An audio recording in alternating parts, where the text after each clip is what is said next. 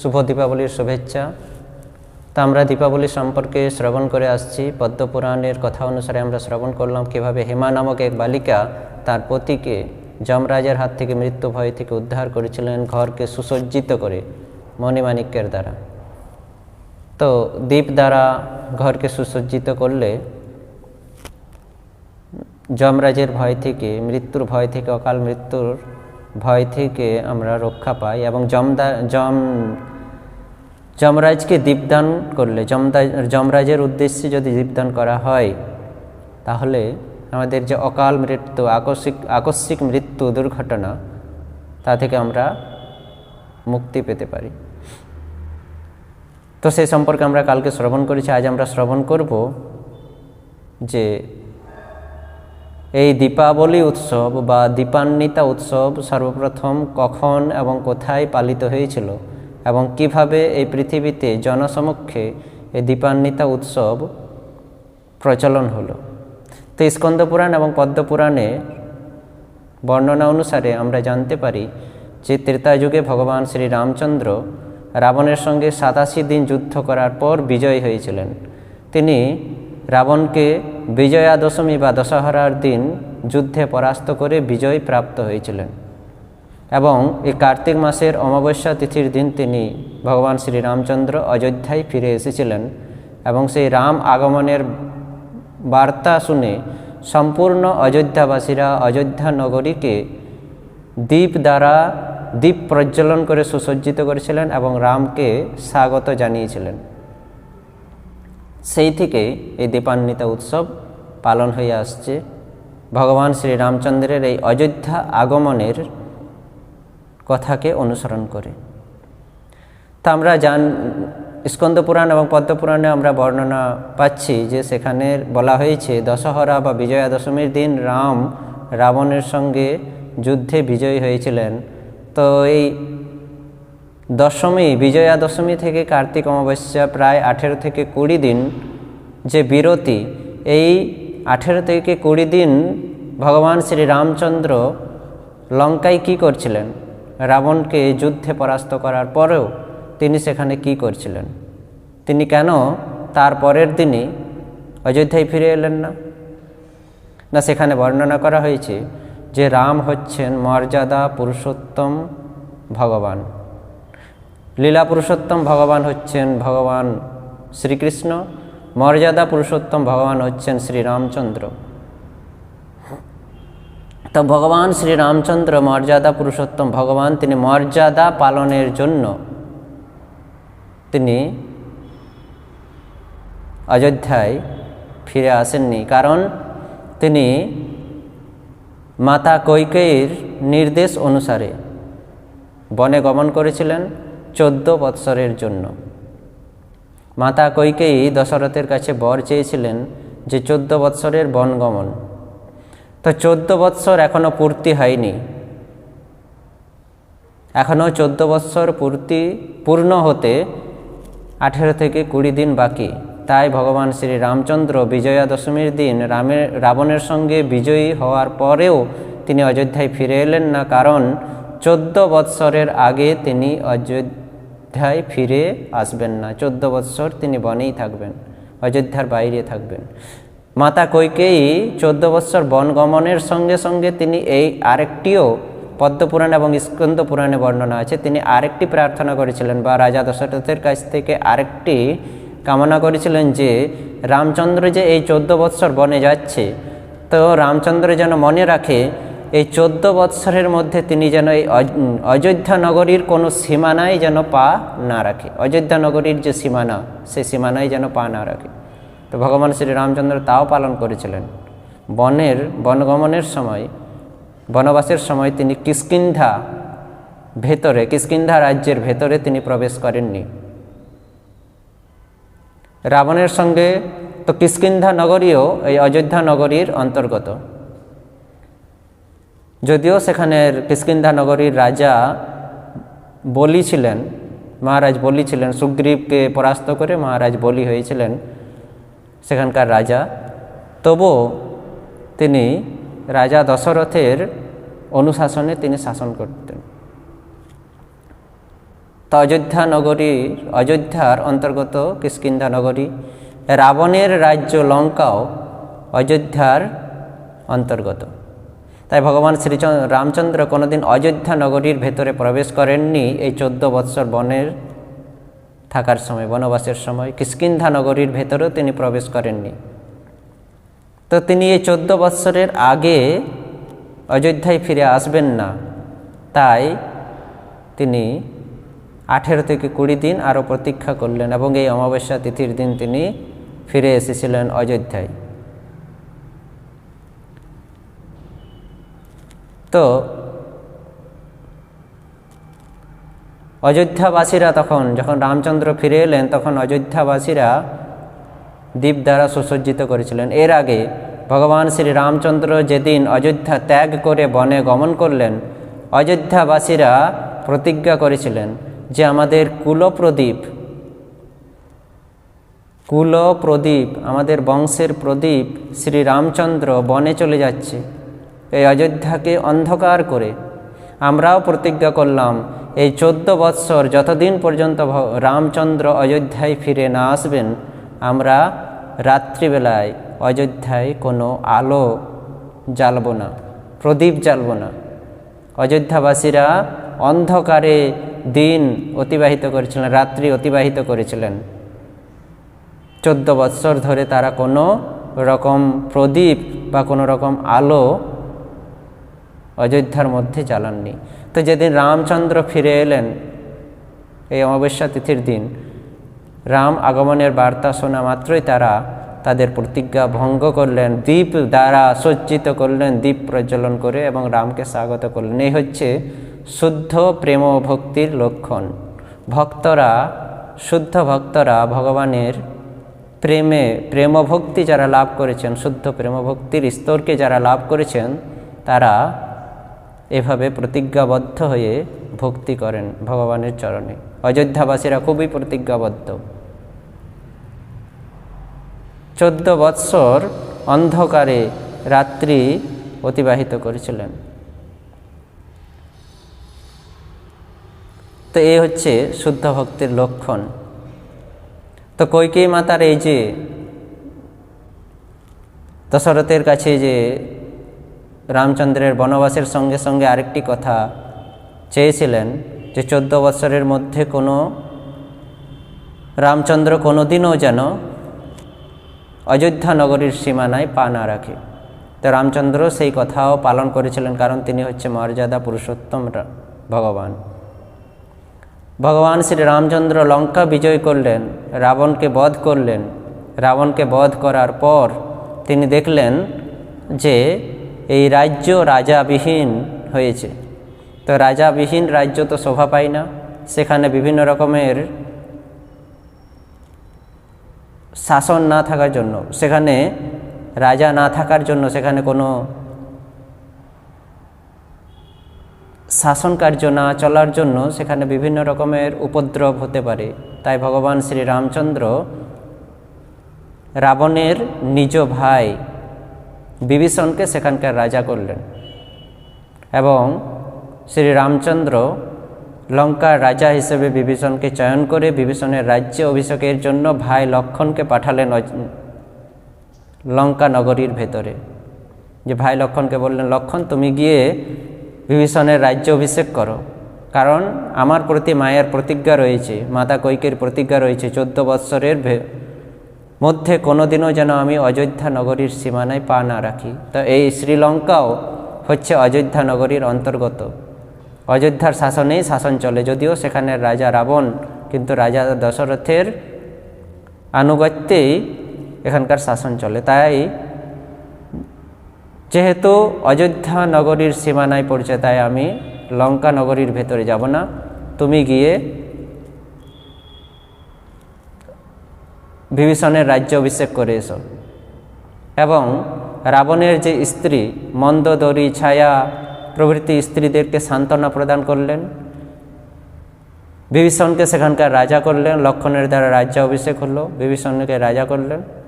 এভাবে তিনি কিছুদিন অতিবাহিত করলেন সেখানে, সবাইকে সান্ত্বনা দিয়ে, সেখানের পরিবেশকে সুস্থ করে সুষ্ঠুভাবে বিভীষণকে রাজ্য পরিচালনা করার নির্দেশ দিয়ে ভগবান শ্রী রামচন্দ্র আসার জন্য তৈরি হলেন।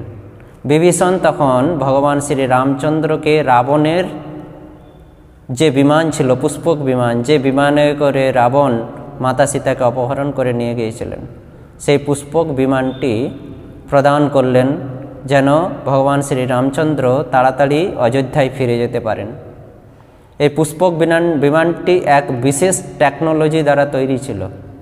এখনকার মতন সীমিত সিট বা সীমিত জায়গার কোনো বিমান ছিল না।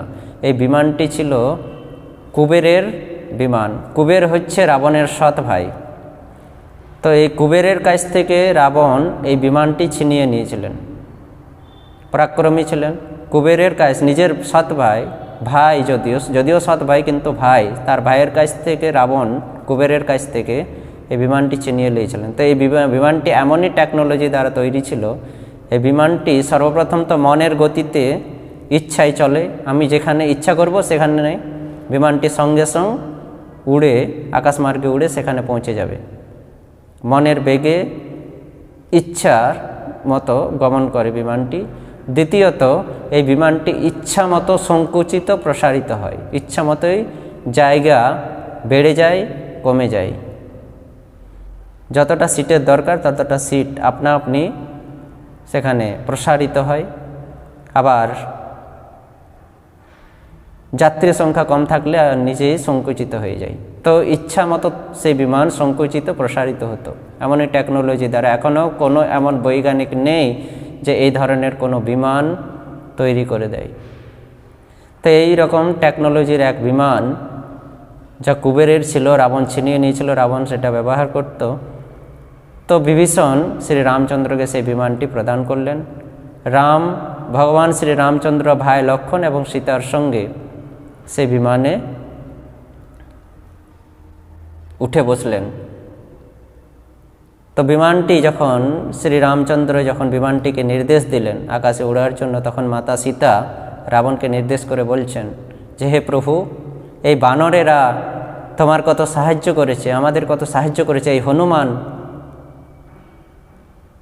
আমাকে খোঁজার জন্য তিনি লঙ্কায় এসে কত কষ্ট সহ্য করেছে। এই বানরেরা 87 দিন ধরে তোমার সঙ্গে যুদ্ধ করলো, তাদেরকে তুমি সঙ্গে নিয়ে যাবে না, এইভাবে একা ছেড়ে দেবে? ভগবান শ্রী রামচন্দ্র তখন মাতা সীতার দিকে হাস্যবদনভাবে তাকালেন। তো মাতা সীতা এতই করুণাময়ী, ভগবানের থেকেও ভগবানের শক্তি মাতা সীতা শ্রীমতী রাধারানী আরও করুণাময়ী। ভগবান যতটা করুণাময় তার থেকেও অধিক করুণাময়ী হচ্ছেন ভগবানের শক্তি।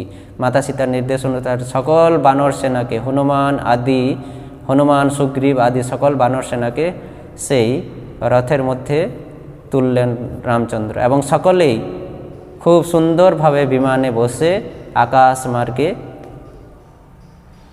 গমন করলেন। আকাশ মার্গ দিয়ে যখন সেই রথ আসছিলেন, ভগবান শ্রী রামচন্দ্র মাতা সীতাকে প্রত্যেকটি জায়গার পরিচয় করিয়ে দিচ্ছিলেন যে, এই সীতা, এই দেখো, এই বানরদেরকে নিয়ে আমি এই সেতু বন্ধন করেছি তোমাকে উদ্ধার করার জন্য। সেতু বন্ধন দর্শন করালেন, কিষ্কিন্ধা দর্শন, অশোক বাটিকা দর্শন করালেন, কিষ্কিন্ধা দর্শন করালেন। কিষ্কিন্ধার ওপর দিয়ে যখন উড়ে যাচ্ছিল, তখন মাতা সীতার নজর পড়ল বানরের স্ত্রীদের প্রতি। মাতা সীতা আবার রামচন্দ্রকে বললেন, প্রভু, এই বানরের স্ত্রীরা কি দোষ করেছে? বানরদেরকে তুমি সঙ্গে নিয়েছ, বানরের স্ত্রীদেরকে সঙ্গে নাওনি। তারা এতদিন ধরে স্বামী হারা হয়ে একা এই কিষ্কিন্ধার মধ্যে বসবাস করছে। তাদের স্বামীরা তোমার সঙ্গে তোমার সেবায় রত ছিল, তারা একা কিষ্কিন্ধার মধ্যে রয়েছে, তাদেরকে তুমি সঙ্গে নিচ্ছ না। রামচন্দ্র কিষ্কিন্ধার মধ্যে রথ, ওই বিমান ল্যান্ড করলেন। সকল বানরদের স্ত্রীদেরকে তিনি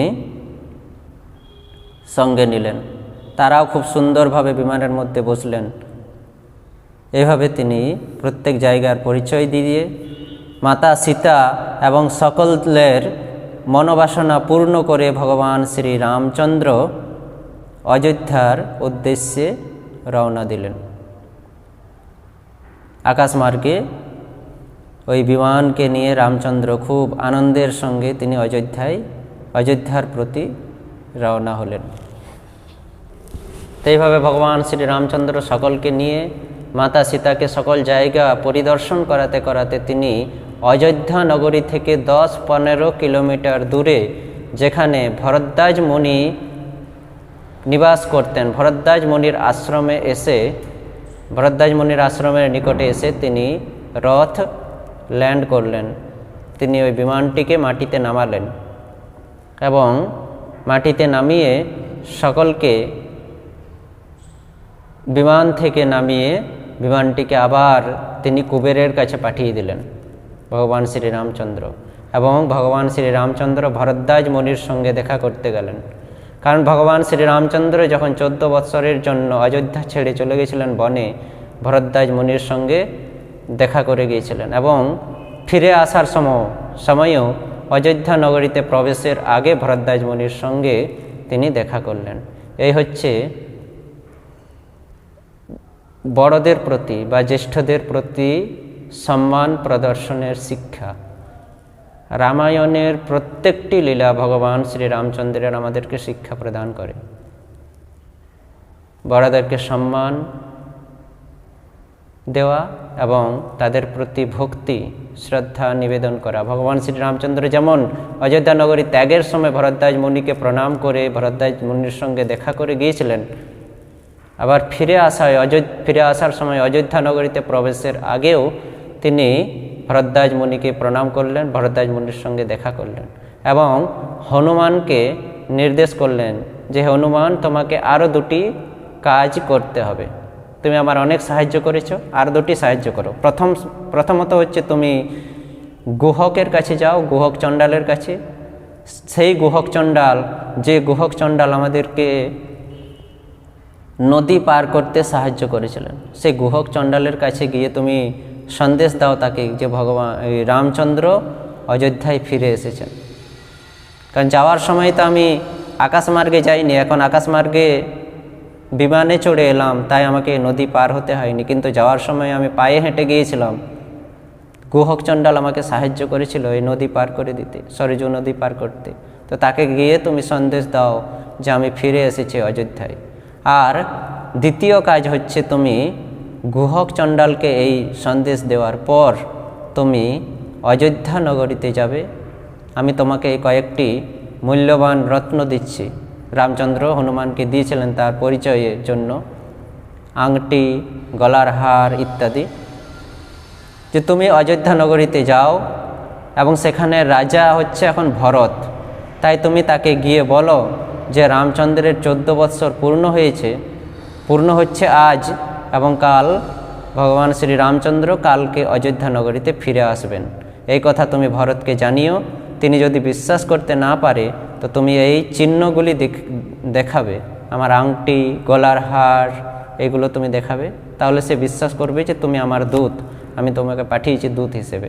এবং এই কথা বলার সময় যদি ভরতের মনে একটু শঙ্কা বুঝতে পারো, যদি সে মনক্ষুণ্ণ হয় আমার আসার খবর পেয়ে, কারণ এতদিন ধরে সে রাজ্য করছে, এতদিন ধরে সে পরিচালনা করছে এই অযোধ্যা নগরীকে, সে অযোধ্যার এখন রাজা, আর হঠাৎ করে আমি গিয়ে প্রবেশ করব তার রাজ্যে, এটা শোভা দেয় না।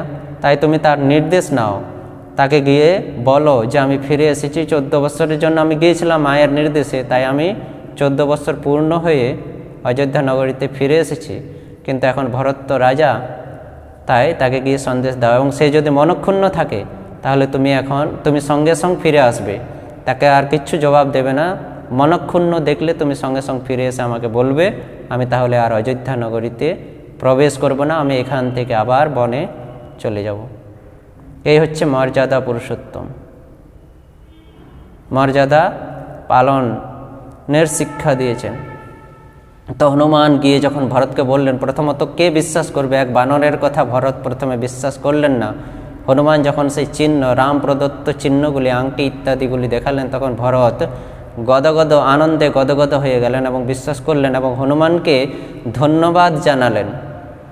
এবং হনুমানকে ধন্যবাদ জানালেন, ধন্যবাদ জানিয়ে সম্পূর্ণ অযোধ্যায় ডঙ্কা পিটিয়ে দিলেন যে আগামীকাল আমাদের কুলপ্রদীপ রামচন্দ্র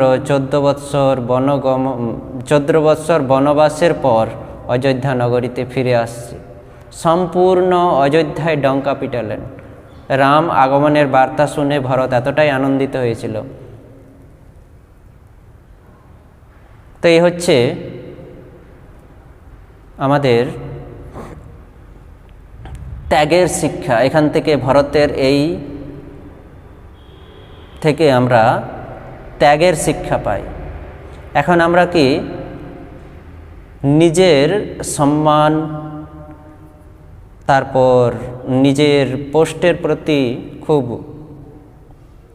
আমরা আসক্ত, কিন্তু ভরত তা ছিলেন না। 14 বৎসর তিনি শাসন করলেন, কিন্তু এখন রামচন্দ্র ফিরে এসেছেন, তাই বলে যে রামচন্দ্র ছিনিয়ে নেবেন আমার গদি, আমার সিট, এভাবে যে তিনি মনক্ষুণ্ণ হলেন, ভরত তা না। তিনি আনন্দ পেলেন খুবই, এবং আনন্দে গদগদ হয়ে সম্পূর্ণ লঙ্কায় রাম আগমনের বার্তার ডঙ্কা পিটিয়ে দিলেন।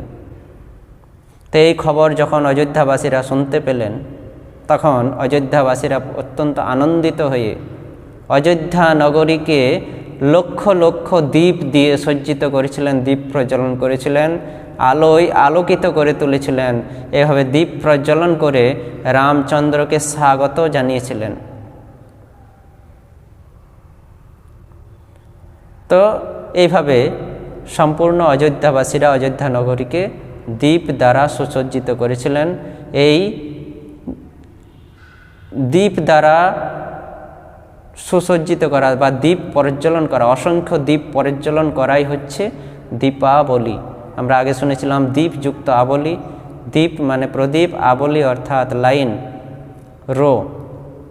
তো দ্বীপের লাইন, দ্বীপ দ্বারা, অসংখ্য দ্বীপ দ্বারা সুসজ্জিত করাকে বলা হয় দীপাবলি। অযোধ্যাবাসীরা সর্বপ্রথম রাম আগমনের দিন, এই কার্তিক অমাবস্যা তিথির দিন দীপাবলি মহোৎসব করেছিলেন। অযোধ্যাবাসীরা কোনো কালী পুজো করে না। আমরা যে এই দিন, এই অমাবস্যা তিথির দিন কালী পুজো করি, আর আমরা চিন্তা করি যে এই মা কালীর পুজো, তাই এই দীপাবলি উৎসব। মা কালীর পুজোর সঙ্গে এই দীপাবলির কোনো সম্পর্ক নেই। এই দীপাবলির সম্পর্ক রয়েছে ভগবান শ্রী রামচন্দ্রের সঙ্গে, ত্রেতা যুগের কথার সঙ্গে, ত্রেতা যুগের শ্রীরামচন্দ্রের লীলার সঙ্গে। ভগবান শ্রীরামচন্দ্র এই দিন, অমাবস্যা তিথির দিন, তখন কোনো পৃথিবীতে কোনো কালী পূজা হতো না, কেউ কালী পূজা করতো না তখন ত্রেতা যুগে। তো সেই রামচন্দ্রের আগমনের বার্তার আনন্দে অযোধ্যাবাসীরা দ্বীপ দ্বারা অযোধ্যা নগরীকে সুসজ্জিত করেছিলেন, দ্বীপ প্রজ্বলন করেছিলেন, রামকে স্বাগতম জানিয়েছিলেন। এই হচ্ছে দীপাবলি। তো এই দিন ভগবানের এই রামচন্দ্রের এই ঘটনা, এই লীলাকে অনুসরণ করে আমাদেরকে দ্বীপ প্রজ্বলন করা উচিত, দীপাবলি উৎসব করা উচিত, এবং প্রার্থনা করা উচিত যে হে ভগবান, হে প্রভু, তুমি তোমার কৃপা দৃষ্টি প্রদান করো, এবং কৃপা দৃষ্টি দ্বারা, কৃপা দৃষ্টি বৃষ্টাতি দিনম বতানু, কৃপা দৃষ্টি প্রদান করো, এবং কৃপা দৃষ্টি প্রদান করে আমাদের হৃদয়ের যে অজ্ঞানতা এবং কলুষতা রূপী অন্ধকার রয়েছে, সেই অজ্ঞানতা এবং কলুষতা রূপী অন্ধকারকে দূরীভূত করে আমাদেরকে, আমাদের হৃদয়ে প্রেম ভক্তির আলো পূর্ণ করো। আমাদের এই হৃদয়কে প্রেম ও ভক্তির আলোর দ্বারা পূর্ণ করো। এভাবে দীপ প্রজ্বলন করে প্রার্থনা করা উচিত ভগবান শ্রীকৃষ্ণের কাছে, শ্রী শ্রী দামোদরের কাছে, ভগবান শ্রী রামচন্দ্রের কাছে। তো ভগবানের প্রতি এই যে সামান্যটুকু সেবা, শুধু একটা প্রদীপ প্রজ্বলন করা, একটা দ্বীপ প্রজ্বলন করা, পূর্ণ ফল প্রদান করে আমাদেরকে। এই হচ্ছে দীপাবলির শাস্ত্রীয় প্রমাণ, দীপাবলির মহিমা, দীপাবলির মাহাত্ম্য। হরে কৃষ্ণ কৃষ্ণ কৃষ্ণ হরে হরে, হরে রাম রাম রাম হরে হরে, হরে কৃষ্ণ।